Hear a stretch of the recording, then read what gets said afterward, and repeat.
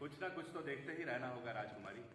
यानी सुंदर को सुंदर कहने के लिए भी तुम तैयार नहीं? देखते नहीं, दूर दूर तक फैला है सोना ही सोना। आकाश में जैसे टेसू के फूलों का जंगल भी भरा गया। मेरी तो थकावट दूर हो गई इस सुहागिन सांझ को देखकर। आपके लिए स्वाभाविक है। और तुम्हारे लिए क्यों नहीं? क्योंकि मैं मानता हूँ चीज की खूबसूरती चीज में नहीं, देखने वाले की आंख और उससे भी ज्यादा मनस्थिति में होती है। वाह, तुम कितनी जल्दी हर बात को सिद्धांत में बदल देते हो ना। आदत जो है ये भी कोई आदत है? पूरे रास्ते बेमन रहे, अभी भी वही उदासी, अलगाव, ऐसा क्या? शायद विवशता। विवशता?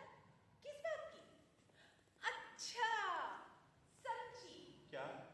इतने दिनों घर से दूर हो, शायद किसी की याद। उसका तो सवाल ही कहाँ रह गया राजकुमारी। याद की गलियों में तो भर गई है केवल धूल ही धूल, कांटे ही कांटे। समझी नहीं। हर बात की तह में क्यों जाना चाहती हैं आप? यह आदत महंगी पड़ सकती है। खैर, अपनी कड़वाहट से आपका मन क्यों सींचूं? इतनी उदारता मेरे लिए क्यों? क्योंकि आपके मन में फूट रहा है इस समय सपनों का पहाड़ी झरना। वहां झर रहे हैं पारिजात के फूल। बात क्या है? कांटों से एकदम पारिजात पर चला। उस संध्या की ओर देखिए ना। देखो, बात को टालो मत। नहीं तो कुछ छिपा जरूर रहे हो। शायद हर कोई यहाँ कुछ न कुछ छिपा रहा है। तो छिपाने दीजिए। आप हर बात के पार देखने की कोशिश करती ही क्यों हैं? तुम्हारी कुछ आदतें हैं तो मेरी एकाध नहीं हो सकती क्या? अजीब स्थिति है, कोई कुछ बोलता ही नहीं। ये आदमी है या कठपुतले? क्या शकुनी भी कुछ नहीं बोलता? बोलता क्यों नहीं? बीच बीच में आके पूछ जाता है, कैसी हो? और वो दासी? वो तो ना बोले तो ही अच्छा। फिर वही चुप्पी। तुम सब लोगों ने चुप रहकर इस रास्ते को बना दिया है जैसे एक अजगर। शब्द सुनने के लिए इतनी उतावली क्यों है राजकुमारी? उनसे सत्य का साक्षात हो पाए। समय के पत्थर को काटते रहने का हम भले ही हो। सीधे सवालों के उत्तर में फिर सिद्धांत हुआ कि क्यों? कुछ आदत और कुछ सुविधा। अच्छा, ये भीष्म यात्रा क्यों होगी? उनकी इच्छा। बस इतना ही। सांझ नहीं हो गई क्या? इससे पहले भी तो हुई, पर तब तो हम चलते रहे। और फिर ये कोई जगह पड़ा हुआ है? हर बात की तह में जाने की फिर वही आदत। अच्छा, उस ओर देखिए ना। वहां तो कुछ भी नहीं। अरे वहां नहीं, वहां दुधलके में खो रहे उस मोड़ की ओर। अच्छा, वहां वो दूर एक बड़ी सी भद्दी सी अरे चट्टान। नहीं, इसे बद्दी बद्दी मत कहिए। जानते हो, ये है एक सीमा चिन्ह। उसके इस पार है गांधार और और उस पार आनंद। यानी कल सवेरे छूट जाएगा मेरा गांधार। ये पहाड़, ये पठार, ये उतार चढ़ाव। संजय, अब हस्तिनापुर बहुत पास है क्या? लो, आ गई ना मन की बात अब से बाहर। समझता हूँ आपके मन की हालत। फिर वही पंख होते तो उड़कर पहुंच जाती वहां जहां पर। अरे वही जहां धीर मन आप आपका। चुप भी रहोगे? ना जी बात। चुप रहता हूं तो शिकायत और बोलता हूं तो शिकायत। अच्छा, उस शिला को प्रणाम नहीं करेंगे आप? शायद अंतिम प्रणाम। अंतिम क्यों? शायद भी तो कहा। तो क्या मैं लौटकर कभी वापस नहीं आऊंगी? ये मेरे शब्द नहीं है राजकुमार। तो फिर? और किसके? भीष्म के। शब्दों के पार का अर्थ? अरे फिर वही, शब्दों को कभी गंभीरता से लेना ही नहीं चाहिए। फिर भीष्म ने क्या गलत कहा? हो सकता है आप हस्तिनापुर में इतनी डूब जाओ कि अपने मायके आने लायक ही ना रहूं, यही ना? लीजिए, आपकी दासी आ गई। शिविर भी शायद तैयार हो गया है। चलो अब आराम कर लो, मेरे तो हाथ पांव टूटे जा रहे। जाने और कितनी दूर है हस्तिनापुर? हस्तिनापुर जब आएगा तब आएगा। पहले उस शिला को प्रणाम करो। क्यों? मैं कहती हूँ इसलिए। प्रणाम ही नहीं, अंतिम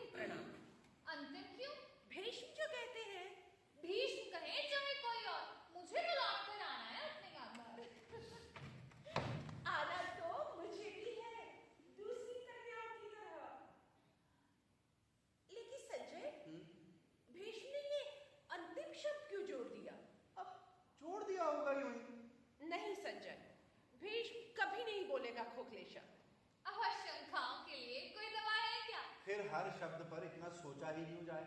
अपनी आत्मा को एक हिम नदी में क्यों बदल दिया जाए? शब्दों के कवच में अर्थ। बात कहीं की है और अर्थ कहीं और। भीष्म के प्रति अन्याय नहीं कर रही क्या आप? मैं भी समझती हूँ संजय, लेकिन लेकिन मेरी आत्मा की देह पर आशंकाओं की लिजलिज छिपकलियां अनायासी क्यों चल रही हैं? मन इस तरह से विचलित क्यों हो रहा है बार बार? आदत, सिर्फ आदत। नहीं संजय, भीष्म के शब्दों में जरूर संकेत है आने वाली किसी बात का। कोई संकेत वंकेत नहीं, आप यूं ही दिल का तार बना रही। अब तो आपको सोचना है सिर्फ धृतराष्ट्र के बारे में। हाँ, आंखें बिछाए बैठी होंगी वो तो बेचारे। अब तू चुप भी रहेगी? एक बात पूछूं संजय, वो गांधार क्यों नहीं आए?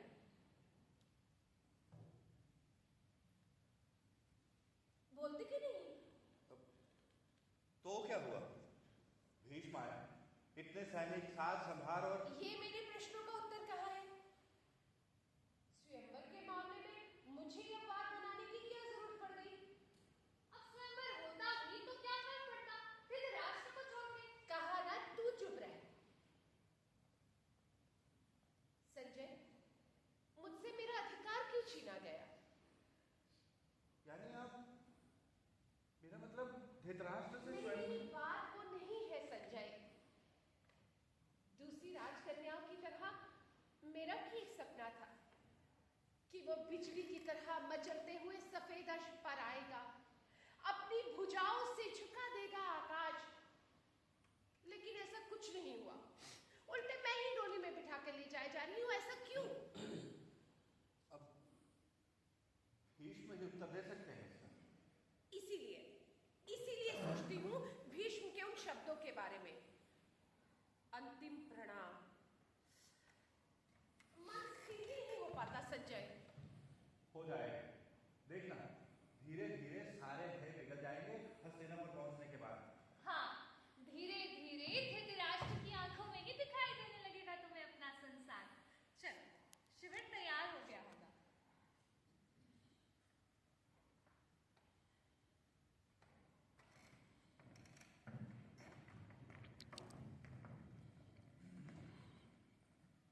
Scene second.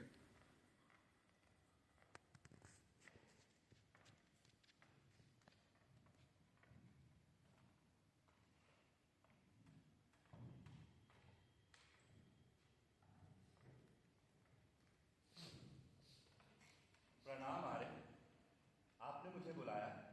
क्यों दोहराया तुमने मेरे शब्द? मुंह से निकल गया है। परिणाम की कल्पना है या नहीं? है क्यों नहीं? उसके बाद सच्चाई को छिपा कब तक पाएंगे आप? आज नहीं तो कल, कल नहीं तो परसों। लेकिन आने वाले कल के लिए नारा आज के। क्योंकि वो फिर कल पर बोझ बन जाएगा। गांधार जाते समय भी मैंने आपको आगाह किया था। अंतिम परिणाम शब्द का क्या असर हुआ उस पर? चौकी यानी घबराइए नहीं, सच्चाई का आभास तक नहीं है उसमें, लेकिन आपके शब्द उस पर गिरे एक चट्टान की तरह। ये तो स्वाभाविक है।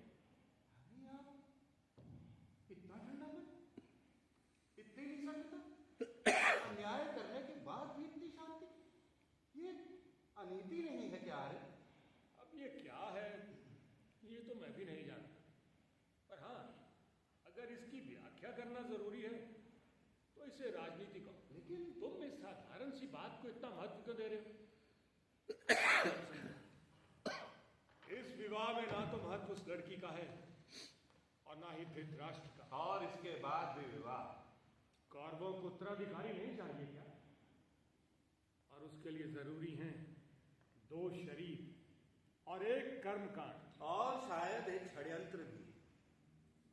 अब समझा, हस्तिनापुर से इतनी दूर की कन्या क्यों चुनी आपने? और कोई दूसरा रास्ता ही नहीं। और गांधार जैसा छोटा राज्य आपकी बात डालने का साहस भी कैसे बटोर पाता? आपको क्या लगता है सब ठीक हो जाए? सोचता कहीं नहीं हूं। यहाँ इतिहास फिर अपने आप को दोहराएगा। मतलब भावनात्मक सवालों के राजनीतिक हल ढूंढने की आदत पड़ गई है आपको। संजय, पिछली घटनाओं को इतनी जल्दी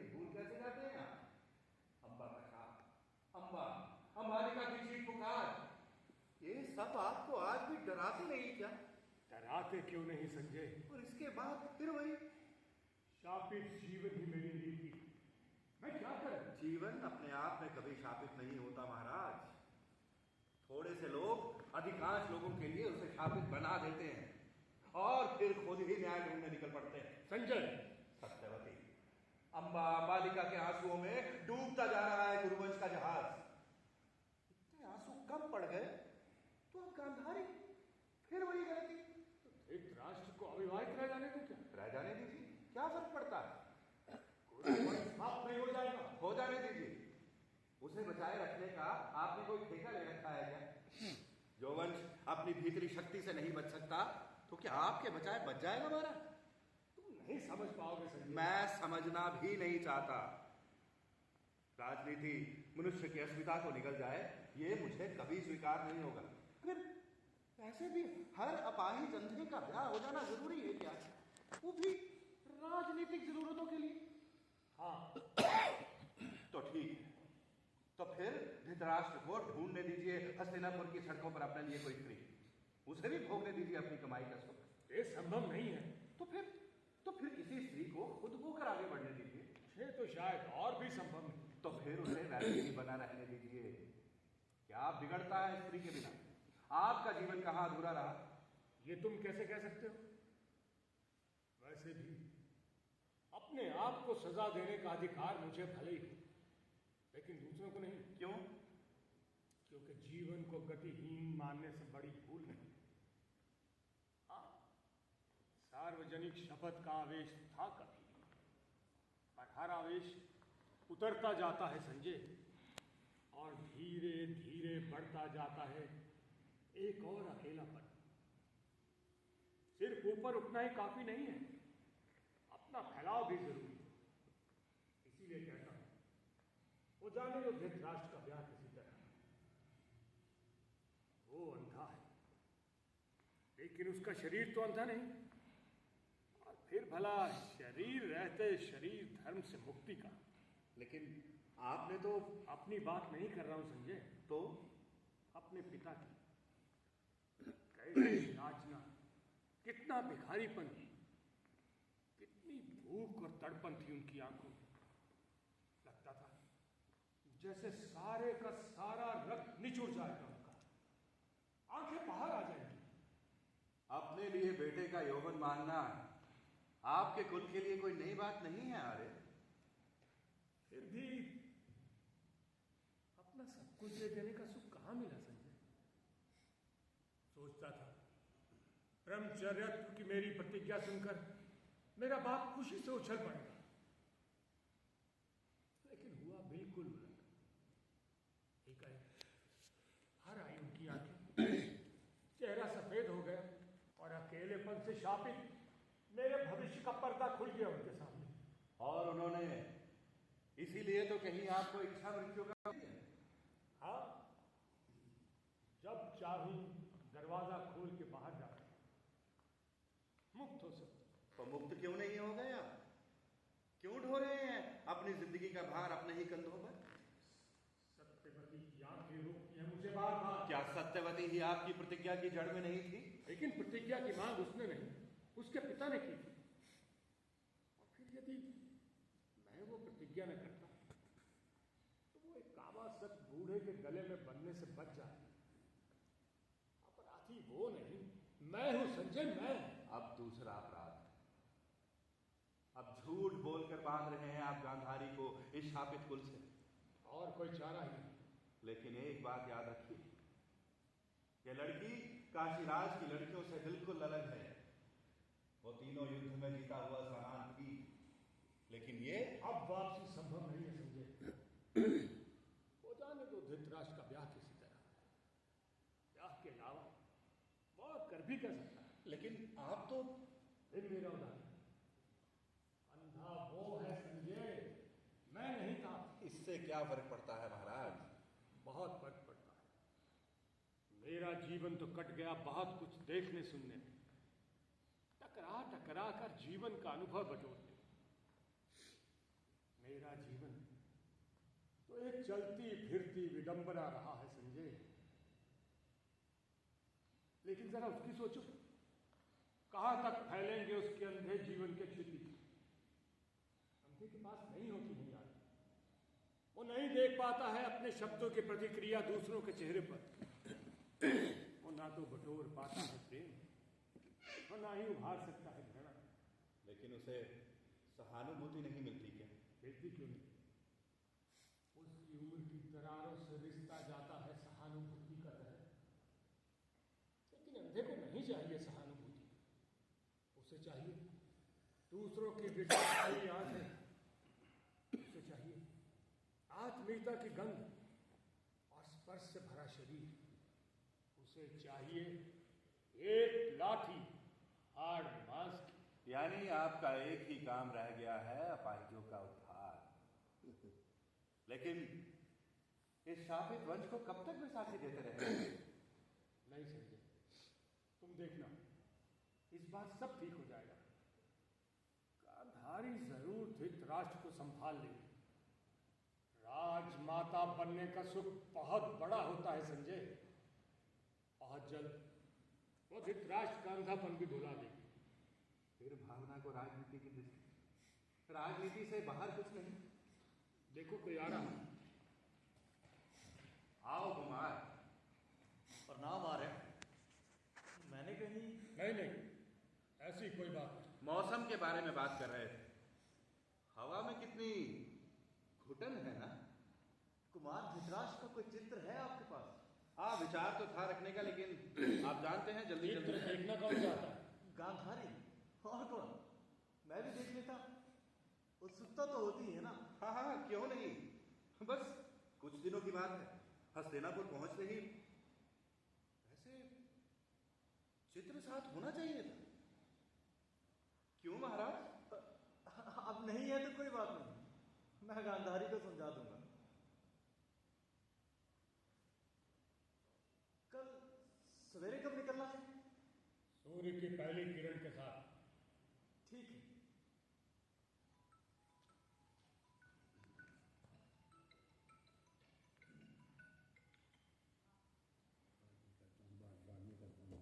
देखा आपने, हस्तिनापुर के पास आने के साथ ही साथ उत्सुकता बढ़ती जा रही है गांधारी की। घने होते जा रहे हैं उसके सपने। मैं शकुनी के बारे में सोच रहा हूँ, ये भला साथ क्यों चला है? क्यों? विवाह में मायके का कोई प्रतिनिधि नहीं होना चाहिए? या फिर गांधार नरेश के पास इस बला को टालने का इससे अच्छा मौका नहीं है। खैर, हस्तिनापुर पहुंचने तक किसी को भी सच्चाई का आभास रखना। यानी कोई कितने भी प्रश्न पूछे, उत्तर होगा मौन।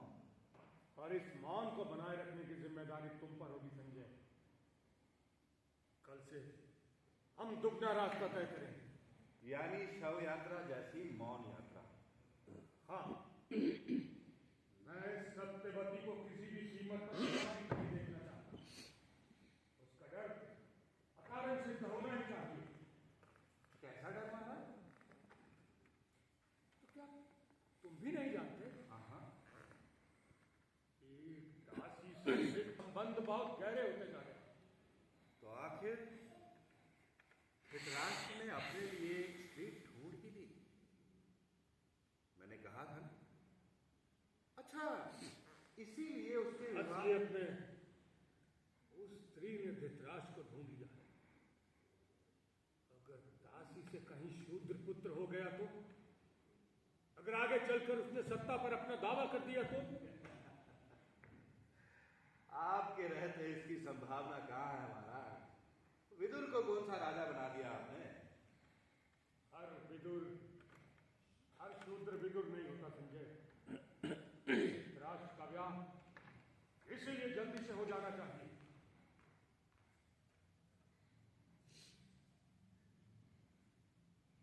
आपकी असली समस्या है राजनीति,